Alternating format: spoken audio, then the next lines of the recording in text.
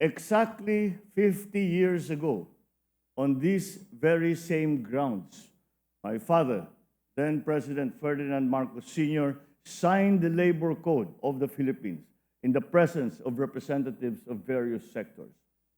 The Labor Code, born out of the vision for development, employment, and social justice, has been one of the most enduring pieces of social legislation in the country. In his own words, I quote, I remember them vividly, growth will always be tempered by justice, and development will always be weighed by the dignity of man. So on this Labor Day, I tasked the DMW with these simple but crucial objectives. First, strengthen protection of OFWs by making sure that government will be there during their hour of need.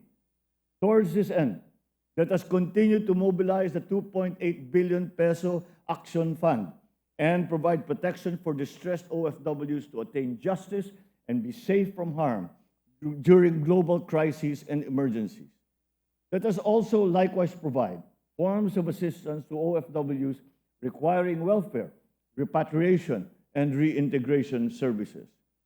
Second, let us strengthen our efforts on labor diplomacy at the bilateral and multilateral levels and realize our shared responsibility with host countries to ensure safe and ethical recruitment processes and just and humane conditions for our OFW.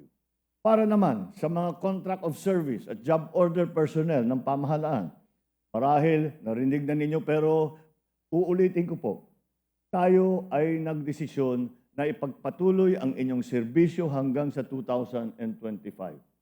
Pag-aaralan natin mabuti ang angkop na struktura sa pamahalaan.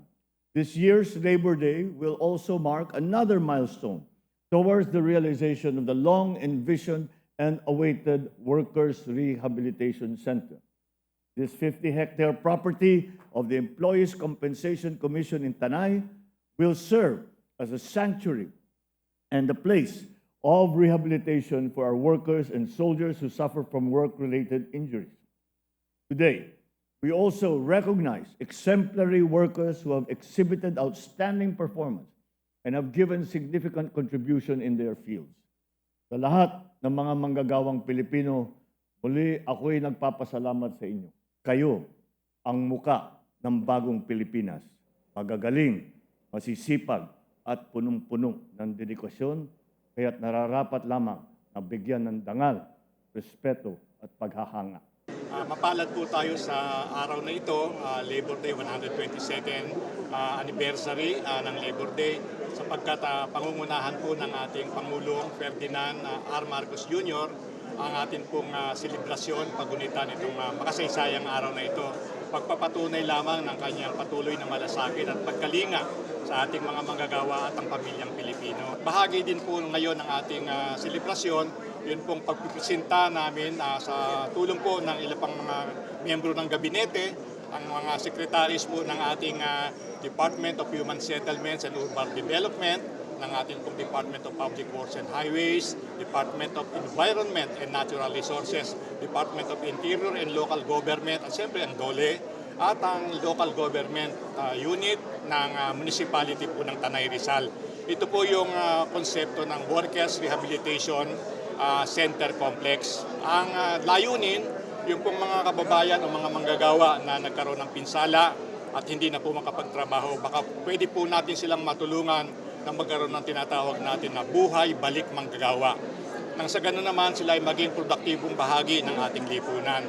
At ang pinakatampok dito sa celebration ngayon, yung tinatawag na memorializing the Labor Code of the Philippines. Kasi ngayon ang golden anniversary ng Labor Code na nalagdaan o naipatupad noong panahon ng ama ng ating pangkasalukuyang Pangulo, ang dating Pangulong Ferdinand Edralin Marcos Sr.